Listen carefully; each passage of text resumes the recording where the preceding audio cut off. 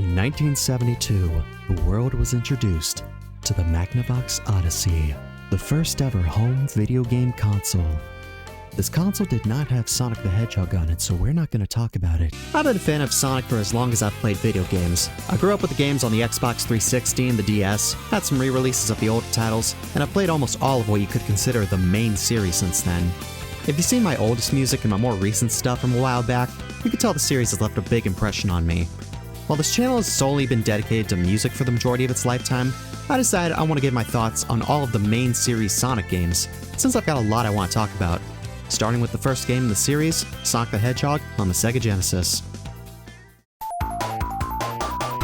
My earliest experience with the original games was through re-releases like Sonic's Ultimate Genesis Collection on 360, Classics Collection on DS, the mobile phone remakes, and Sonic Origins a couple years back after not touching the classics for a while.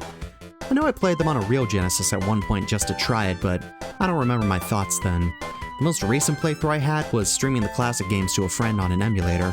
Ever since then, while I started to become a bigger classic Sonic fan, replaying Sonic 2 and 3K more often than I ever did, I rarely touched Sonic 1 after that session, probably because of how much less there was to do in comparison. For this video, I played the game on both my laptop and an original Sega Genesis connected to a CRT, since I wanted to judge the game both in its original context and in a more modern context.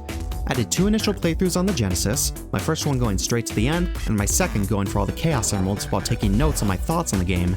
Then I used the level select code to replay the individual levels and get some more definitive thoughts on them, rounding it out with a couple more playthroughs to better compare my thoughts on the individual levels to the campaign as a whole. I'm going to start by going over some elements present across the whole game, like Sonic's controls or the character designs. Then I'll talk about each of the 6 zones one at a time, then the special stages, and round it off with my thoughts on the game as a whole. I'm not going to try to be super analytical with every detail of the game apart from the elements that stood out the most to me. I'll just try to explain what I like, what I don't like, and how I would have adjusted the game to be better in my eyes. If there's anything I didn't mention that you want to hear my thoughts on, or if there's anything I can do to make future videos better in terms of pacing, how much detail I provide, or anything else, please let me know in the comments.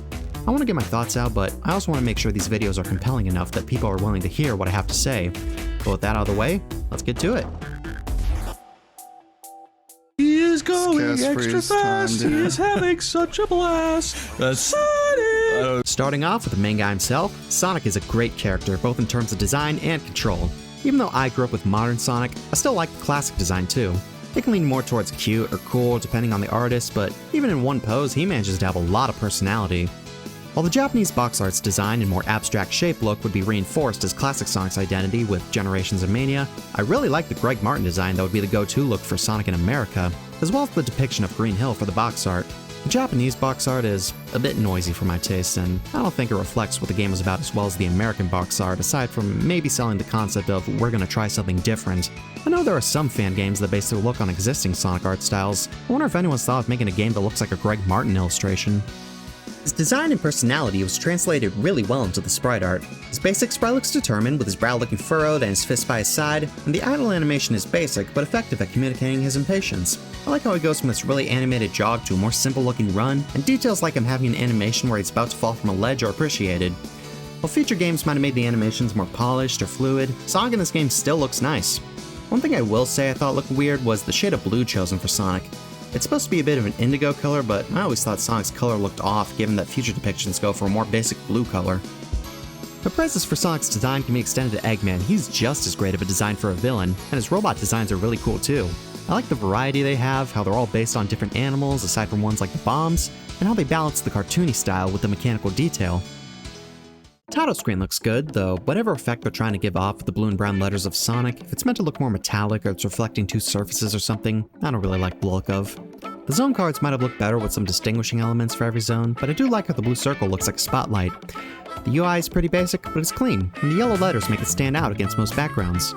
While parts of the visuals like the shield effects still look good enough on modern displays, these effects were definitely designed with the CRT in mind, as the blurrier output hides the transparency effect. It's one of the few areas of the game where playing on a modern display in a clear resolution can make the experience worse, even if just barely. But most of the game I think still looks good on a clear display. Sonic controls really nicely in this game. Even without his later moves like the spin dash, I still enjoy just running around, running and spinning on hills, jumping, it all feels good. Sonic does have a speed cap when he's running versus when he's rolling, but didn't bother me too much. The only part of Sonic's controls that I think feels bad is that while you have mid-air control for Sonic when jumping while running, you lose mid-air control if you jump while rolling. It's strange considering you still have mid-air control if you roll off a slope, but not specifically if you jump while rolling off a slope. It's a limitation I wish didn't exist since it feels restrictive in a way that doesn't make the game harder, just less fun. The way the rings are used for health, where you survive most attacks so long as you pick up a ring after getting hit, I think is really cool. It provides more room for experimentation if the player wants to mess around in the level. There's a bit of a finite health bar as you lose all your rings but only drop so many to pick back up, and it makes getting hurt by a surprise less punishing on a casual run, while being something to adapt to when going for the emeralds. The one drawback I'd say the ring system has across a lot of the games is the ability to brute force bosses, especially in the classic games where a lot of them are just spheres with one attack and can go down in seconds. And while collecting 100 rings gets you a 1-up, there's not much reason to want to hold on to 99 rings during a boss fight other than score. And while I'm sure high scores were important at the time, given there's a space in the manual for them, I don't go for them myself unless I get something out of reaching a specific score. While later games have bigger stories that I could dedicate a whole section to, here the story is just a basic hero versus villain. While simple, I do like what you can infer without it needing to be spelled out, like all the enemies holding animals indicating they were turned into robots by Eggman, and the overall theme of Sonic siding with nature and Eggman siding with machinery.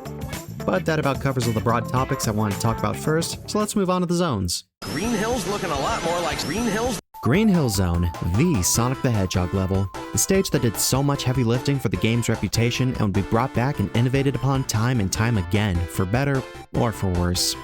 And coming back to it after experiencing not just so many other Sonic levels, but so many other variants of Green Hill, I still thoroughly enjoyed my time with this zone. Firstly, the aesthetic holds up tremendously well. All these abstract elements like the checkerboard dirt, the striped grass, the polygonal palm trees, they stand out from each other while meshing together really well. And the way the level is decorated with flowers, totem poles, bridges, gives it so much life and character. While some areas like this waterfall do look better on a CRT, as the technique to create transparency is less obvious, the level still looks great on a clear display, and it doesn't come across as dated even in comparison to the more detailed depictions in Generations or Mania. It's just simpler. If I had to give any notes, all I could really say is that with a tree that looks this unique, having a second tree sprite could help mask the copy-paste look, even just flipping the sprite horizontally. That's all I can really call out. I still love how this level looks. And the music is just as great. It's got an upbeat, lighthearted tone, but the way it develops and the chords they use give it an adventurous sound that helps to sell this as the beginning of Sonic's adventure. Like the aesthetic, it doesn't feel limited by the hardware, even in comparison to the more layered versions in the future. Its simpler composition is still layered enough to stand on its own.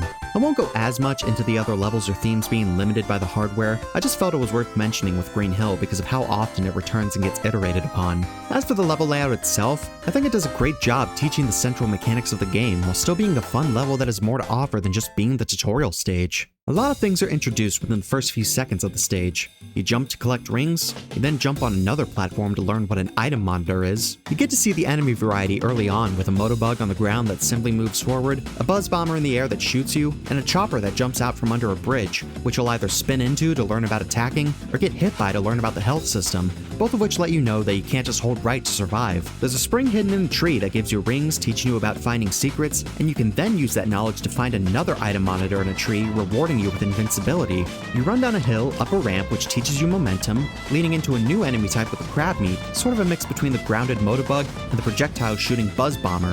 The level continues to teach you new mechanics like floating platforms, loops, the shield, spikes, without slowing you down and allowing you to go off the set path if you feel compelled. You're free to run around as quickly as you can. The stage only has you doing a little slow platforming on an optional route that rewards you with rings. Green Hill Act 1 manages to work both as a tutorial to a lot of the mechanics and as an enjoyable level in its own right, and the rest of the zone keeps up this quality. A spot in Act 2 I enjoyed was using the power sneakers to break through this wall to grab some items, then using the remaining time to rush back and jump on top of the loop for a life and some rings to go for another life. It's a great way to reward using your speed outside of being the level faster. While I found Act 3 to be a bit samey early on, I do think it's actually a good elevation of difficulty with areas like the Spiked Bridge, even if I wouldn't say it's a challenging level. We get the first boss of the game with Eggman's Wrecking Ball. For a first zone boss, I'd say it's pretty good. It establishes the 8-hit health system most of the bosses share, and you have the choice to play it safe and get a hit in once a swing, or use your skills to get more hits in while dodging the ball. It's a simple boss, but provides a clear way to use skill to optimize it. The music is also great. It's dramatic, sets up the intimidating threat Eggman is supposed to be, and it doesn't get old even with how often it's used. Like I said before, the ring system can allow you to tank the boss by picking up another ring, but I can overlook it here as not only is it the first boss of the game, but later stages bosses make recollecting your rings harder. The boss is on flat, safe ground, meaning all the rings are safe to recollect, whereas future bosses have gaps in the floor the rings can fall in, grounded obstacles that can obstruct the rings, or take away your rings entirely, meaning aside from the wrecking ball potentially hitting you again or the rings going off screen, I'd say this is the safest boss arena of the game when it comes to being able to recollect your rings, and that every boss after makes recollecting rings much riskier than here. But with that done, I'd have to agree with the majority of people and say Green Hill is my favorite zone of the game. It's not a challenging level unless you're a speedrunner or sticking only to the bottom path, but it's one that's fun to run around in at my own pace, cleverly establishes a lot of the mechanics, and rewards exploration and skill with useful items or rings and lives to use later in the game. And even with all the variants I've experienced that built upon what came here, I still enjoy my time with the original on all my playthroughs, and appreciate the groundwork it laid for what was to come. What is wrong with you? Why are you purple? Green Hills?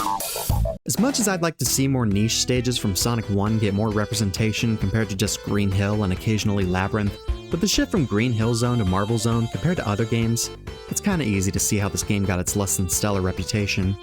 Aesthetics-wise, I do like the setting of purple ruins in the mountains. The purple stones are simple, but I like how the background is decorated inside the ruins, though I have more notes on the zone's looks compared to Green Hill.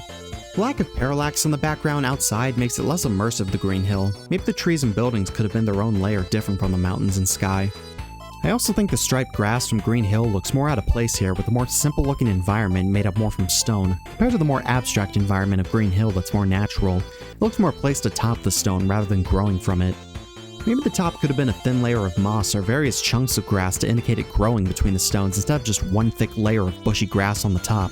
The flowing lava effect also looks strange when it's not really going anywhere, as well as how the background goes abruptly from forest to building. It might have looked better with a rim to imply an intentional opening or some damage to imply a missing roof. While I'm not as positive about the look of Marble Zone compared to Green Hill, I do really like the music. It gives off a treacherous, mysterious vibe, like these zones haven't been explored in ages and that they'll be full of hidden traps. It's a great fit for the level. As for gameplay, I initially had worse thoughts on the stage with my first playthroughs. Act 1 is dominated heavily by stop-and-go gameplay, with the pillars, having to push a block on a switch, waiting for blocks to fall, the spiked platform you have to jump on. A couple of these wouldn't be too bad on their own, like the falling blocks still allow you to keep moving a bit, but all of these much slower elements paired together in one level really hurt the experience. I give the benefit of the doubt and say this is meant to be a tutorial for these mechanics, but not only did Green Hill teach its mechanics in a way more active, efficient manner that leaves room for the player to improvise, but when contrasting the slow indoor section with the fun outdoor section that's more open and in line with Green Hill, I think it gives off the impression that the player should not try to improvise or go fast with the indoor sections because of how much Act 1 relies on strict stop and go. Initially, my impressions of Act 1 were my impressions of the entire zone, but replaying each zone and act with the level select cheat code, I found Acts 2 and 3 to be much more enjoyable, with the sections either being fast-paced like escaping the lava, or rewarding skill by navigating the slower sections in a speedy manner, like how you can jump on the platforms during the floating block section. It might still just be a hallway, but it's a hallway that most of the time you can run through at your own pace based on how good you are. There are still portions where you have to wait, and the floating block section in Act 3 does go against my previous praise, as you need to wait for the lava geyser to raise the block rather than being able to make it to the top yourself, but the stop and go elements are much less frequent, making for a much more enjoyable time. I think this zone could have been made better if the stop and go elements provided more means for skilled optimization. It's why I like most of the lava block segments aside from a couple poor examples, or why I dislike waiting for the spiked platform to fall, but enjoy when the little weights fall just as you arrive to let you jump across them while keeping your speed. For the falling spike platform, maybe you could split it in half and have the two platforms rise and fall at opposite times, meaning one of them would be down when the player arrives. For that one lava block section where you need to ride the geyser, simply add a secret path on the wall that leads you back into the main route. Maybe have it be a ramp so that you can use the momentum from running into it to get yourself up for extra satisfaction. For the blocks that extend and retract out from the side, maybe copy and mirror them so that there are two small platforms on both sides instead of one big one. I don't think a little bit of waiting is the end of the world, but it feels like too many of this zone's level elements rely on waiting and timing a single move as the challenge to overcome. And I think Act 1 especially either needed to be a faster paced act or provide more opportunities for skill to increase the pace, as much of its current layout is the opposite of what I enjoy about this game. I'd say Marble's boss is slightly more enjoyable than Green Hill's. They have a very similar back and forth attack pattern, Marble Zone's just being a more dangerous environment, with the lava pit in the middle and both platforms getting covered in fire, which makes it more engaging for me. I would still put Green Hill Zone above Marble Zone, as it manages to be a more consistently fun zone without having to go out of my way to use speedrun strats, but with a little more time dedicated just to playing this stage, I'd say that Marble Zone is a serviceable stage, just one that leaves a bad first impression and could do with some polish. For the longest time, I had no idea what the zone was supposed to be canonically. The other zones are more obvious: nature, ruins, a place run by Eggman. The only other zone I didn't know what was meant to be initially from a glance was Starlight, but I blame that on me not picking up on the construction elements. The manual doesn't provide any context for the zone beyond "it has springs," thanks for the heads up. The zone is kinda reddish, and the level is making fun of my insecurities, so maybe it could have been a city run by Eggman. The closest I've gotten it narrowed down to is that it's simply a strange looking city, which, with that info, I can kinda make that out given the city in the background, the metal fences, but I think it might have both looked better and had been communicated better if these were buildings we were navigating, like the ones in the background, rather than these vaguely walkway-shaped metal structures. I know a lot of levels in the series are considered cities despite having structures that only make sense as level design elements, but it's still easier to recognize those zones as cities compared to this. Despite the confusion, while I wasn't as into the aesthetic as the other ones early on, it started to actually grow on me. I really like the colors they chose, with the orangey bronze accented by light green against the purple background. I still wish the structures could have been more building looking or walkway looking, with windows or bridges to better sell the city theme rather than just large metal structures with chunks of fence in them. Unlike Marble Zone, parallax on the background would have been nice. The music is really catchy, very clearly inspired by New Jack Swing. It gives the zone a busy nightlife vibe, though it could just be me, but the way both halves of the theme resolve sound a bit intimidating compared to the rest of the theme. As for the layout of the level, I'd say it's somewhere between Green Hill and Marble in terms of structure. It's far more open with branching paths and has more sections where speed can naturally take place. As the name Spring Yard suggests, it relies a lot more on bouncing Sonic around, like these chunks with several springs at the bottom and bumpers at the top, which I find kind of annoying to navigate, mainly when getting stuck between bumpers rather than bouncing on top of them. That's okay. There's some cool implementations of speed accenting new areas, like pressing a button and jumping off a hill to reach a timed platform, or racing a moving block before it closes off an alternate path. I like these little half pipes with spiked balls to dodge, and these platforms that change shape. Some can be fun to explore, but unlike Green Hill, where I still enjoy most of the level regardless of the path I take, Spring Yard has these shifting block elevator segments where you wait for a gap to open to walk onto the next block, and are the least enjoyable element of the zone, much like Marble. I honestly think the first instance of these blocks was the most interesting solely for the inclusion of buzz bombers giving me something to dodge, but it's only at the beginning. It might have been interesting if you needed to dodge projectiles in an enclosed space, giving the player something to do even if you're slowly reaching a destination. If not that, some way to optimize these sections like the floating block portion in Marble Zone would have helped instead of having the option solely be go through the route containing the boring section or avoid the route entirely.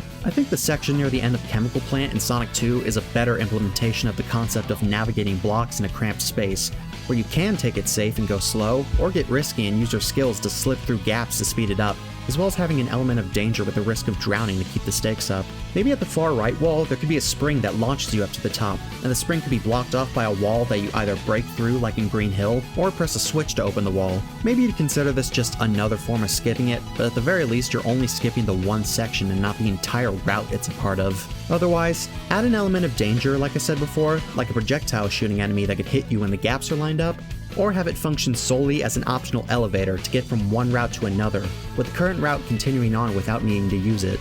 Besides that one part, I think the other parts of the zone are still enjoyable for being more speedy, having a little precision platforming, and allowing more room for improvisation. I like the boss here. It feels good to bait Eggman into coming down and attacking him, and him destroying the floor acts as kind of a timer to make you go for multiple hits at a time. Plus he bobs up and down slightly, which allows for a little room to get more hits on him if you time your jumps right. Overall, I place this zone between Green Hill and Marble. Green Hill still manages to be a much more consistently enjoyable zone regardless of how much knowledge I had at the stage, but Spring Yard is a good time too, and at least provides more opportunities to ignore the weaker elements of the level compared to Marble, where I'm stuck with the good and the bad.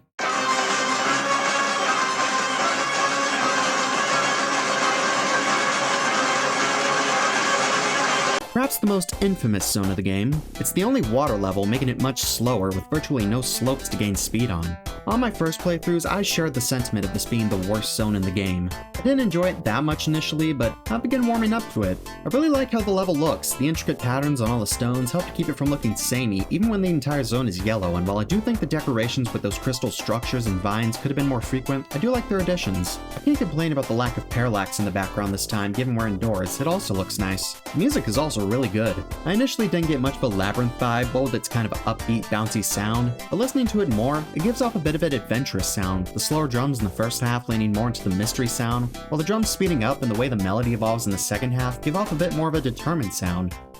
As for the layout itself, I started off disliking the level for its slower pace and how the water messes with the physics, where the enemies and traps are placed, and the greater focus on patience with very few dry open sections that play more normally. I thought that the level didn't feel like it was designed around the water, and more like they just took a level and added water to it.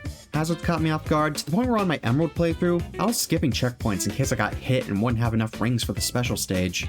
It was at the time my least favorite zone, and I haven't really been swayed from that rank.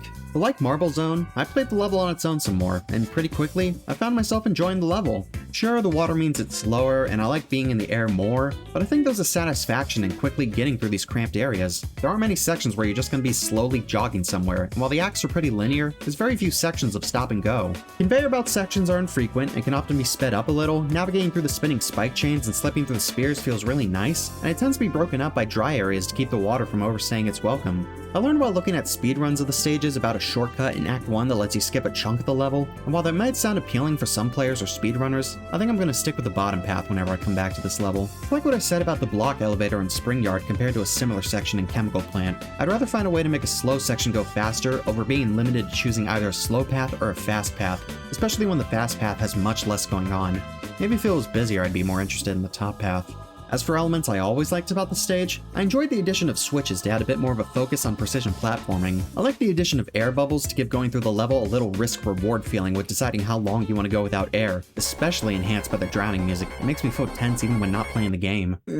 The section in Act 2 where you spring out of the water in the air to find a switch is a nice change of pace to return to normal speed while still testing your platforming skills. Not every portion of this level is a winner. Sometimes it's still easy to get hit by an off-screen enemy or spike trap, and things like the staircase leading up to the boss are kind of boring and repetitive. Plus, as much as I've learned to enjoy the water, I still do prefer playing the game in the air. I think they could have done more to make water feel like a compelling mechanic rather than coming across as just making the game slower and adding a life timer. Some zones made it in the future so that you could escape or avoid the water entirely with skill, which could have been an angle to take it, like having dry platforming where failing drops you in the water. Alternatively, maybe the water could rise and fall to make the level more dynamic. You could use those cork blocks that rise with the water to open and close paths based on the state of the water. If the act of running through water is going to be less fun, provide some advantage to being in the water that the basic gameplay doesn't have. I really like the boss of this zone. Sure, it's less a boss and just more platforming, but dodging through the various traps to reach the top is still satisfying, and the rising water with no air bubbles elevates the danger compared to the rest of the level, so I think it fits well as the climax. Once again, I'd still take Green Hill over Labyrinth. It's still more consistent, and right now the only thing the other zones have over Green Hill is being more challenging. And I'd say Spring Yard is more fun than Labyrinth since, while I have begun to enjoy the water sections, time and jumps and dry gameplay is still more enjoyable. But I've come out of this respecting Labyrinth Zone more than I initially did. Though I'd unfortunately have to call it tied with Marble for my least favorite zone. It's hard to say which one I prefer.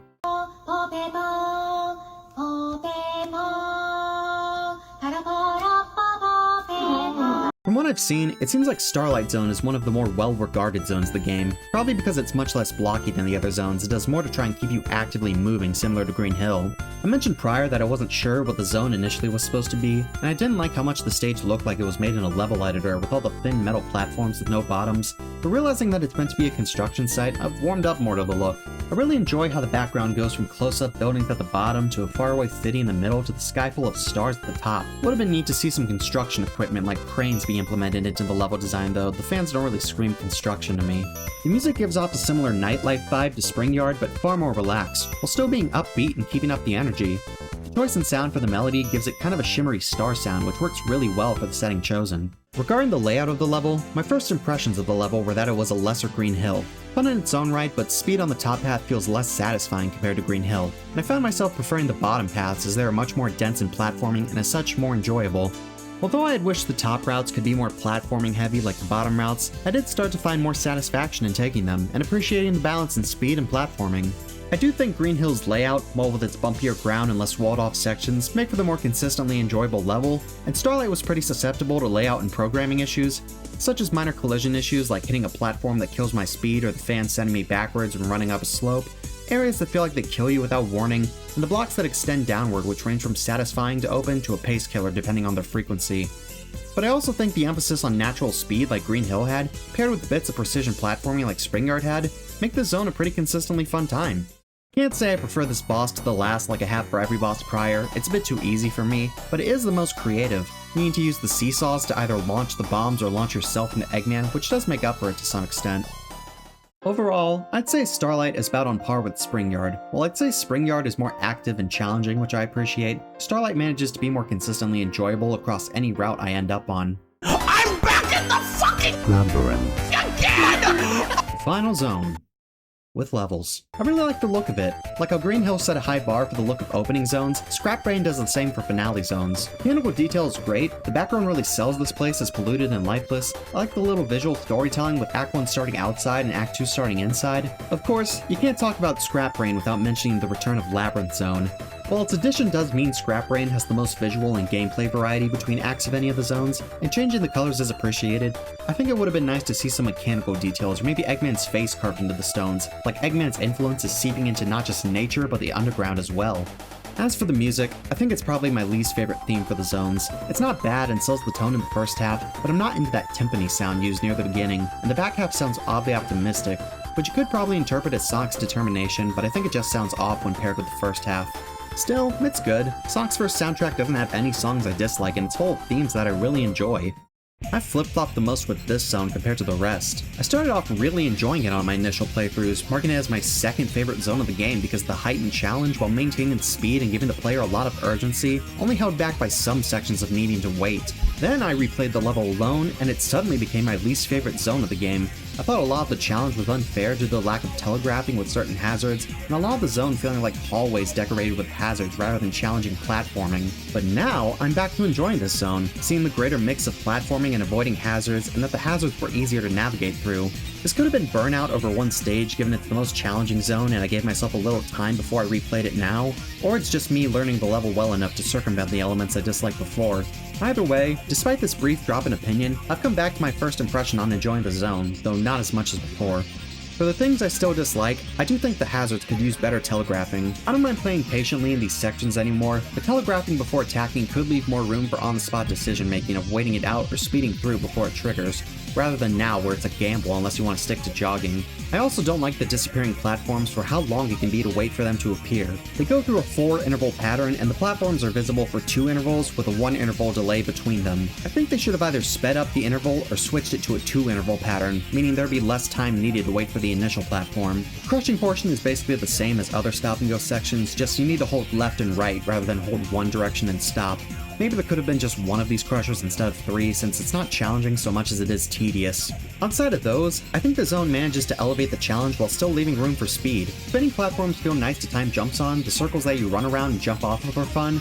I like the sections with the treadmills that turn potentially boring sections into something a little more dynamic. These all feel satisfying to play through and are more demanding of the player than prior zones. Even the Labyrinth Zone section, while I think the swinging spike ball placement can be unfair and has the same drawbacks as base Labyrinth, it does succeed at being a more challenging Labyrinth Zone.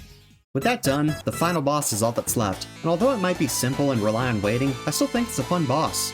Having no rings making every attack a one-hit kill raises the stakes, and there's a little satisfaction in standing at just the right position to slip between the attacks. The music does a lot to sell this tone as well. It sounds like you're going into war, which really gives this fight the climactic feeling it deserves. With the final blow served, I have to say that I'm happy to have come back around to Scrap Brain. While it's not perfect, it manages to provide a compelling and fun challenge I would hope to see in the endgame, and I'd rank it slightly below Springyard and Starlight for those few elements I dislike. While I had plenty of gripes with some of the levels looking at them on their own, when playing them in order through the campaign, the negative elements hurt the experience less than the positive elements enhance it. Apart from Labyrinth Zone somewhat, since it can feel like a bit of a pace breaker when it's the only water level, I still came out of the entire campaign with an overall more positive experience than going at each stage one at a time. Even some elements I criticized, like the stop-and-go sections, can sometimes have a nice rhythm to them when there isn't too much waiting, and don't overstay their welcome too much when put between more speedy, open levels. But in short, I like when the game is either open with a focus on using your speed to reach new paths and secrets, or dense with opportunities to use your speed to get through a quicker section. I don't like when the game relies too much on having to wait for the opportunity to move forward with zero challenge beyond pressing one button at the correct time. I like having agency over what I'm doing, even if it's not always going to be at top speed, and I think going slow and waiting should be treated as the safe option rather than the only option. I don't think the game was too challenging like I've heard others say, but it could just be the little experience I've had prior with the game and my greater experience with classic Sonic in general. While I did die at times and took a fair amount of damage, I managed to end the game with more lives than I started on in both my first and recent playthroughs. The enemy placement did catch me off guard at times and damage me, but most of them were easy to adapt to, and the way the health system works, plus the lack of a score-based ranking system like future games had, made losing rings not that big of a deal, aside from when I was going for the Chaos Emeralds. Speaking of which... Huh, great. What do I win? Nothing! Now get out! What? Get out! It's time for the Chaos Emeralds, the main MacGuffin of the Sonic series. While later games would lock extra story content or get a new super form behind grabbing all of them, here it's simply just another goal to strive for. Getting 50 rings on Act 1 or 2 of the first 5 zones lets you enter a giant ring at the end of the stage to reach the special stage, meaning you get 10 chances to nab all 6 emeralds. In terms of visuals and music, I do like them. The abstract setting with the colored blocks and animal backgrounds and the lullaby-esque music help in selling that other dimensional feel, although some more visual variety between stages would have been preferred, even if it was just swapping colors to make them more memorable and distinct. The stage is constantly rotating and you need to time your jumps to navigate it. You have a little control over yourself, but most of the strategy is going to come down to jumping at the right angle and trying to hit the switches that control the speed and direction, while also avoiding the goal icons. I managed to get all of the emeralds at my first emerald hunting playthrough, and even in earlier playthroughs I remember getting at least 5 of them, though I don't think there's much of a difficulty curve when going from stage to stage other than some are linear and some are a circle. I think the special stages here are just fine. Conceptually, I appreciate a secondary goal and the emphasis on using skill to keep your rings to access them. I've gotten used to the controls enough to only lose a couple times, and it does feel satisfying to get both the individual emeralds and all of them together by the end of the game, but I would have preferred special stages that were easier to control with tougher layouts. Even on a run where I got all the emeralds by the end of Spring Yard, I still never felt fully in control compared to later special stages. I'm sure there's a way to optimize them like with any game, and that the controls would be pretty predictable if I took the time to learn them, but I prefer the more immediately understandable special stages from later games that have more predictable controls as well as more interesting stage layouts. All these mazes sort of blend together in my head due to how similarly they're designed. 4 and 5 are probably my favorites just because they're longer and more linear, and navigating these straight corridors is more interesting than trying to keep myself glued to one spot while looking around to see where the danger zone is, or having to climb to the emerald in a giant circle. I haven't played Sonic 4 recently, so I can't comment on how those special stages feel, but from a glance, they look like a more fun version of these ones by giving you more control and having it be about getting to the emerald before the clock runs out. I think something like that, adding more control but raising the challenge, would be more ideal than little control and little challenge. Getting all the emeralds simply results in a different credit sequence with flowers in Green Hill. Less a reward and more an acknowledgement, but it's something. I like the narrative elements near the end of the game, with Eggman sending you back to Labyrinth after Scrap Brain Act 2, getting a final blow on him after the final boss, and running back to where the story began to see all the animals you saved. Seeing all the zones during the credit sequence and hearing all the music is a great way to end the game. I like the little original material at the beginning, really sells the tone of the adventure being over and leads into the old themes nicely. Even if it is weird the themes are in the originally planned level order instead of the current one. Also, Spring Yard is the last one and not Scrap Brain. It's in a different tempo even though the rest of the themes are matching. But with all the emeralds, that's everything the game has to offer. Definitely one of the lightest entries in terms of content. They call me Sonic, 'cause I am faster than sound, I keep on jumping around. I've seen the Sonic series develop in ways that I prefer over the earlier titles, so some of my suggestions will be based on what future entries have done. Not that I expect Sonic Team to see into the future when I ask an older entry to be more like a newer entry, more so it's me wishing things that are now the norm could have started earlier. I'm not going to ask for something extreme like I wish Sonic 1 looked and played like Unleashed, but one thing I've always had against the classic games that I liked about the modern games is providing more incentives to get better at the levels and the game. I'm not a speedrunner or a score hunter so much as I am a completionist. I typically just play games until I've seen everything there is to see, however I do go for certain times and scores if the game gives me something specific to strive for. Every 3D Sonic game has had some kind of ranking system that grades how well you beat the level, a feature that eventually made its way into the 2D games, and I enjoy fulfilling these, especially if the rank is based off a score and not just time, since it gives a reason to engage with the level design more rather than just avoiding as much of it as possible. Sometimes the top grade was merely just there for the sake of a goal to reach towards, similar to how the Chaos Emeralds in this game are just another thing to go for and don't have any reward, but sometimes it would contribute to unlocking a bigger reward, like Adventure 2 requiring you get all the A ranks to get all the emblems needed to unlock Green Hill. I could end the suggestion at giving each act a time or a score to aim for, but given that Sonic 1's designed to be played in one sitting rather than individually playing through each level, considering the level select screen is a secret you can only find from outside sources, I don't think that would be enough, but I wouldn't mind it being just in addition to the results screen. Instead, I think there ought to be some kind of reward for beating the entire game with certain criteria like beat the game in this time, beat it with this score, beat it without dying once, similar to how Resident Evil would go on to do it, where there's a ranking system, a checklist of goals to accomplish, and unlockables for getting these. Things along the lines of Super Sonic or a secret final boss are obvious inclusions in retrospect, given how those have become the standard for unlockables, but maybe also just a 7th zone, or a hard mode like Super Mario Bros. Had, or the level select and diva codes now just being options in the menu. anything that would either add value to a replay or just give you the means to mess around with the levels after perfecting them. A save system would be an easy quality of life feature, even if I wouldn't use it since the game is short and I prefer doing no save runs of classic Sonic games if given the option. I'm sure plenty of people have dropped the game before they beat it because of the lack of a save file. It's one of the most common criticisms given the games of the time, and while I do like Sonic having a big moveset to use, and later classic entries would add more moves with every release, I don't think the limited moveset of jumping and spinning is that much of a hindrance to my enjoyment given how the game is designed. The game would probably need different level design that utilizes these moves, though perhaps just adding some unlockable moves could have been cool. Aside from little nitpicks like some of Sonic's animations not looking as fluid as the next game, I can't suggest anything else really without making this into a different game. So, looking at the version of Sonic the Hedgehog we have now, I would say it's still a good game. While it's far more simple and light on content than what came after, and it can be a chore to get through at some points, I think it's still a mostly fun campaign whose positives outweigh the negatives. The visuals still look good for the most part, the music is great, and while it tends to be remembered more fondly as the blueprint for what to come, I think Sonic 1 still holds up as a standalone game. It hasn't become one of my favorite entries in the series, but I was happy revisiting it.